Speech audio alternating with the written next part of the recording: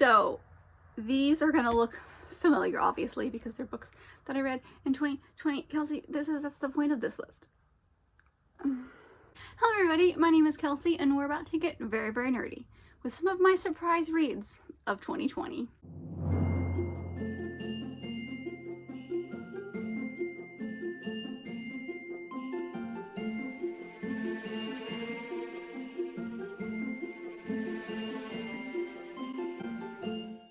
I have just a handful of books. I think there are 10, I think there's 10, of books that just genuinely surprised me by how much I loved them. So some of these are going to look very, very familiar because I've been raving about them for months. Some of them you may not have known that I didn't have any particular feelings for before going into it, but I just have a list of 10 books here to talk about.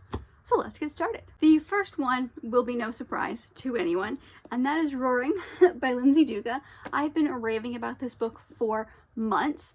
This is an indie I'm pretty sure it's maybe not self-published, but indie published book that I received in ARC 2 on NetGalley. Just not really thinking much about. I wasn't really sure why I requested it, because I just kind of like, the topic was okay. I don't know, like it didn't feel like my kind of book. But I requested it anyway, thinking that there was no way they were going to accept me because I hadn't really reviewed much on NetGalley, so I had like no good score. And then I was accepted, and I read it, and I loved it. And the farther away I've gotten from reading it, the more I love it. But I've been raving about this book, like I said, for months, and I don't really have a specific reason as to why this book was so great. But I guess I didn't really have any kind of feeling anyway about it. I wasn't really sure what I was getting into, and then I ended up loving every second of it. Do I need to explain what this is about? Because I feel like I've done it forever, but this takes place in like the Roaring 20s, where magical creatures exist, and it follows a kind of FBI guy and a siren on an adventure.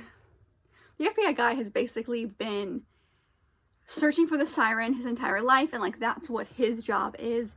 And then once he meets the siren, things change, and it's a very fun fantasy, mythology inspired fantasy romance, and there's a lot of tropes in here. There's a lot of like ridiculously cheesy moments, and I loved every second of it. So that's the first one on this list. So the next book is one that I just read a couple of months ago, and that is Ink by Alice Broadway. Now this book is first off stunning, but also like the idea seemed so fascinating to me, and I was actually really excited to get into this book.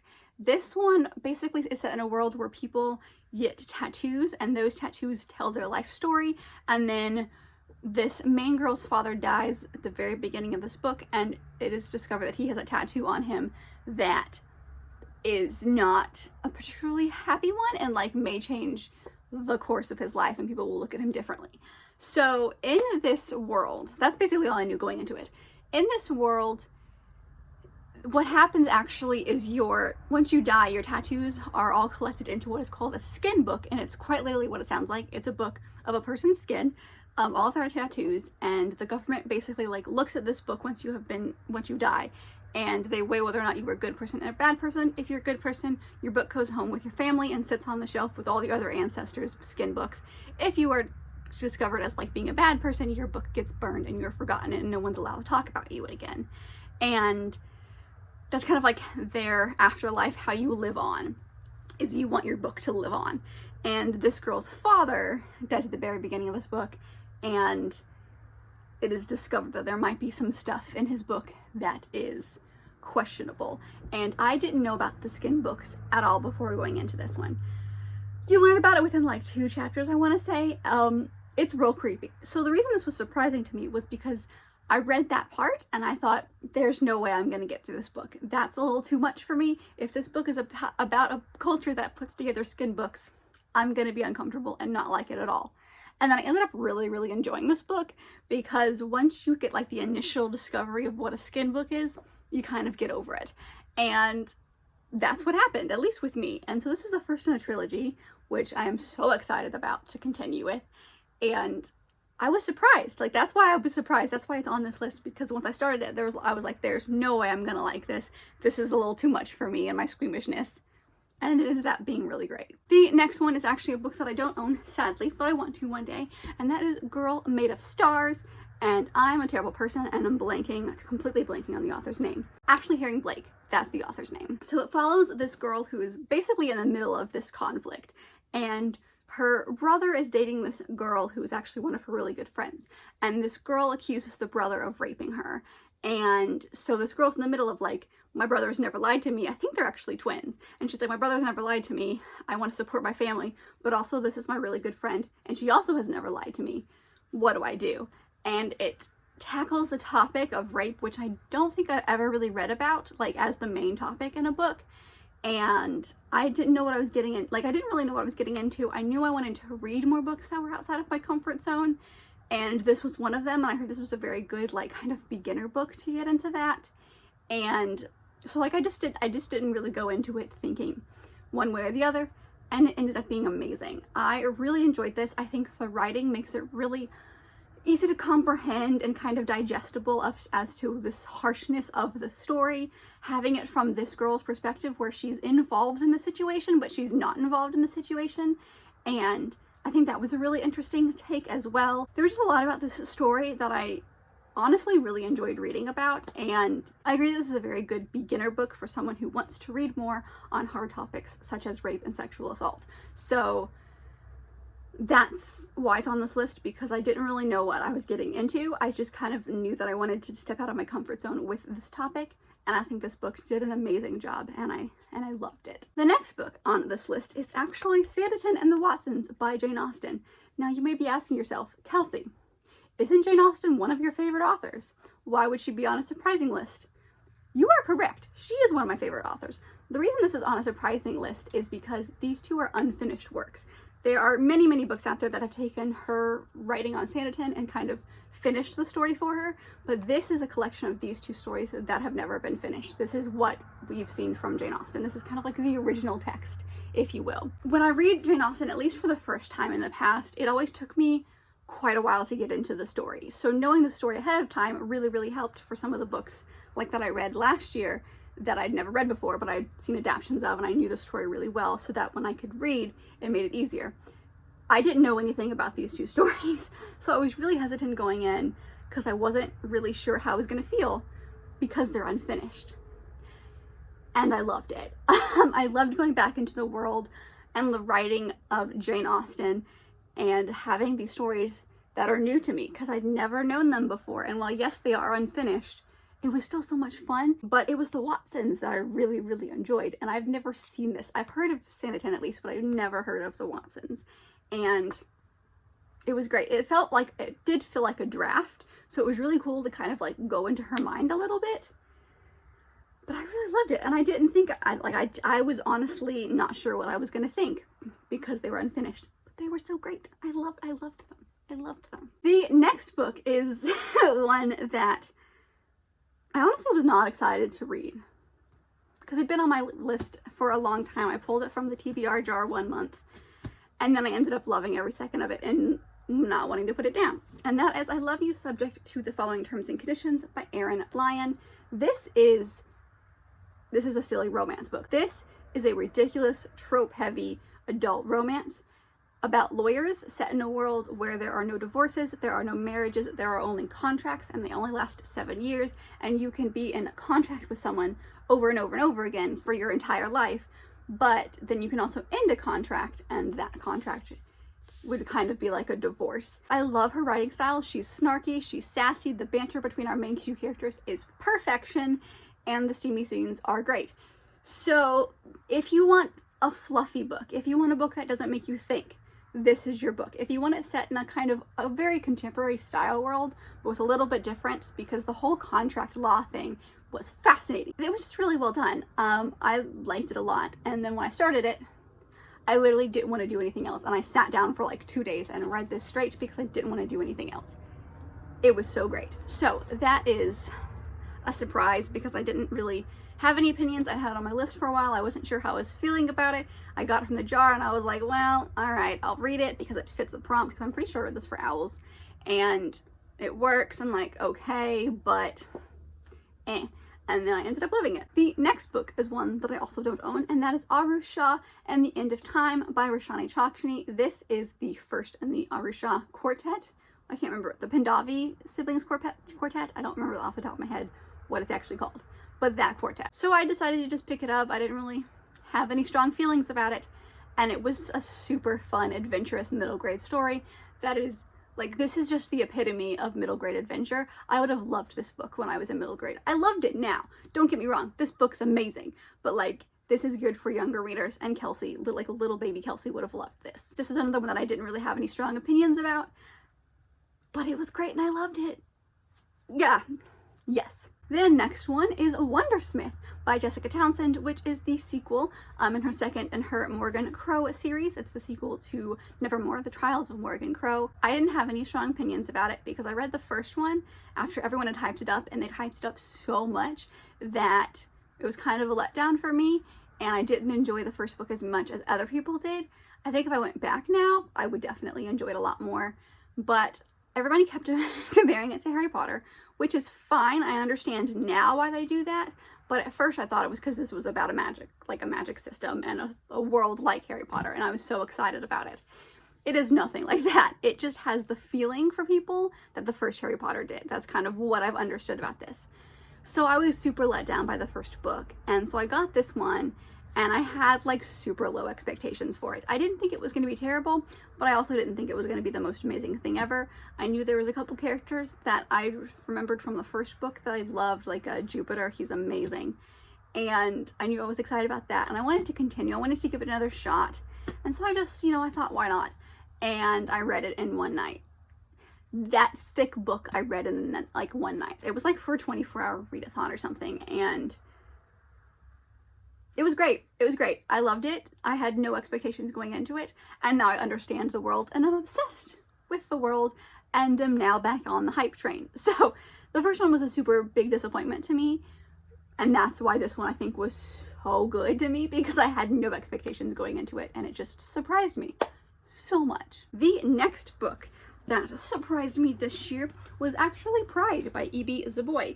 This is one that I picked up totally on random. I wanted to listen to an audiobook and I didn't have anything else, and I found the audiobook for this at my library. I knew it was read by Elizabeth Acevedo, who at that point I hadn't read anything by her, but I did know that she was a spoken word poet and like did her own audiobooks, so I trusted that she was a good audiobook narrator, and I thought I would give it a shot because I'd had this for such a long time. I'd gone in and out of like being excited for it and not being excited for it, but it is a Pride and Prejudice retelling, and I decided to give it a shot because why not? I had it. I love Pride and Prejudice. I wanted a different look. This is, I think, it's been a while. This is set in Brooklyn or Harlem in New York, and it's all about gentrification. I'd never read anything like that before. I wanted to step out of my comfort zone, so I decided to give it a shot. And it was amazing. I'm pretty sure I ended up giving this one a full 5 stars. I'd never seen a retelling do so many different things. I'd never seen a retelling, like a modernized retelling that focused on the economic differences between our characters. Usually when they're contemporary retellings of Pride and Prejudice, they focus on other aspects and like other reasons why they're not on the same level. The Darcy and Elizabeth character are on the same level. But in today's society, I would agree that there are economic like status differences, but it's not as big of a deal as it would have been in like Jane Austen's age. And this book kind of really focused on that and made that like the big issue between our characters. And I'd never seen a contemporary do that. But it worked so well for this situation. And I now want to read everything by E.B. Zaboy because I think that she's an incredible author. And I'm so glad I gave this a chance because it was amazing.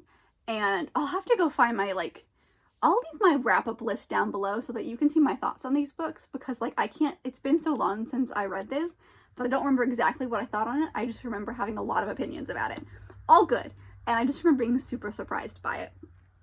So it was really good, and I'm so glad I gave it a chance. The next book is one that I just finished last month, I think, and that is Delicates by Brenna Thumler. This is the sequel to Sheets, which is a middle grade graphic novel. This is also a middle grade graphic novel. This book has not come out yet. This actually comes out March 16th of 2021, so it's not actually out yet. But I read the first one for Believeathon last month and really enjoyed it, so I asked NetGalley for an ARC, and they immediately said yes, so I read it right after. And I adored the first one. So I was already going in with high expectations because the first one was so good. And the fact that it could surprise me even beyond my like high expectations is incredible. This book is, if you see my wrap up, if you see my vlogs, y'all know my thoughts on this, but I consider this required reading for middle grade. I think it's so important because it tackles a lot of really dark topics. This book specifically tackles the topics of bullying and the topics of thoughts of suicide. And I think this is a very good look because it takes place at school. It takes place with our main character basically being accepted by the popular crowd and trying to fit in a sense, and watching them basically bully other characters. And it talks about how you can be a bully even if you aren't physically doing anything and you're just kind of like standing on the side. You are still taking part in the action, and like that would include you as well. So I think that's very well done. That's like the big thing I think you can take away from this graphic novel. They do, like I said, talk about thoughts of suicide, not in-depthly. Is that even a word? Not to great depths, but it does touch on that. So like it gives kids and younger readers this look at those darker topics. And I just think that it was handled very well. I think this is a very beginner level, doesn't dive too deep into those topics. So like it's good for younger readers for that reason, to introduce them to these things. But like I already had ridiculously high expectations for it because the first one was so good.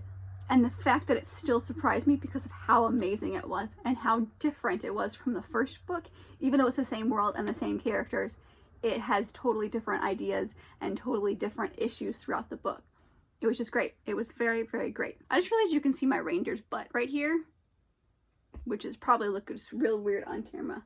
Look, isn't he cute though? And the very last book that I'm going to talk about is actually a nonfiction book, and that is The Rival Queens by Nancy Goldstone. This book was amazing. I read it just a couple of months ago, but it honestly surprised me. It was not a small book. It's not a small book, but it is kind of like a memoir biography that dives into a specific family, specifically Catherine de' Medici and her youngest daughter, Margaret, and kind of their relationship and how very rocky it is. My experience with kind of biographies and memoirs they are very boring and written very dryly.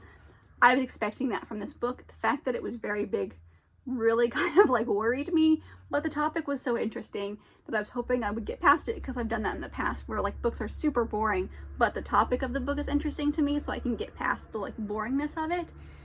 But this was not even close to being boring. The writing was fabulous. It was so well done. It's so well described and written, into the point of like everything is digestible. Even though this book is not the thinnest book in the world, it flies by. She has a very conversational way of talking. She kind of makes this story, even though it's like history, and like I think you'd have to be interested in this part of history to really understand the story and be interested in the story. The writing is my favorite part. I think she kind of structures the story very well, because she kind of takes one character and then like dives into their history and who they are, and then how it kind of overlaps a little bit, and then they focus on the other character, same thing, and then the third part is kind of like the really big kind of falling out between them. But you've had all of this build up so that you know these characters so well, but it doesn't feel like you're doing this boring build up. It feels like you're learning about these people. I don't know, it was very well done. I loved how it was written. Now I want to read all of the things by Nancy Goldstone, so I've already started by like picking out other books by this author, because I think she's a very well written biographer. There are parts of history where like even historians are not really sure what happened, but they have like kind of options, and they're like, okay, based on what we know about the history and these characters, these are the two options of that thing that could have happened in this exact time, but we'll never know. And even if Nancy has an idea of like, I think it's this thing, she's still going to tell you all of the ideas that historians have come up with for whatever mystery that she's mentioning. And it was so good. I didn't want to put it down. I have not felt that way about a nonfiction in a long time. So this was great. I loved it. So that is a look at some of the books that genuinely surprised me this year. Like I said, not all of these are going to be like favorites of the year. That's not what this list means. You'll have to wait until the very end of the year to see my favorites of the year, but I'm sure you're not going to be surprised by some of them. But I hope that you enjoyed this video. Please let me know down below what some of the books that you read in 2020 that honestly surprised you and you ended up loving, and kind of why. Was it because you weren't expecting anything going in? Or was it because you had no expectations, or you had really bad expectations but ended up loving it? Tell me all of your reasonings. I would like to know. But I hope that you enjoyed this video, and if you did, don't forget to give it a big thumbs up and subscribe down below if you want to be part of this awesome growing family. I've also got all my social media down there as well if you want to follow along on any of those. And I will see you guys in my next video.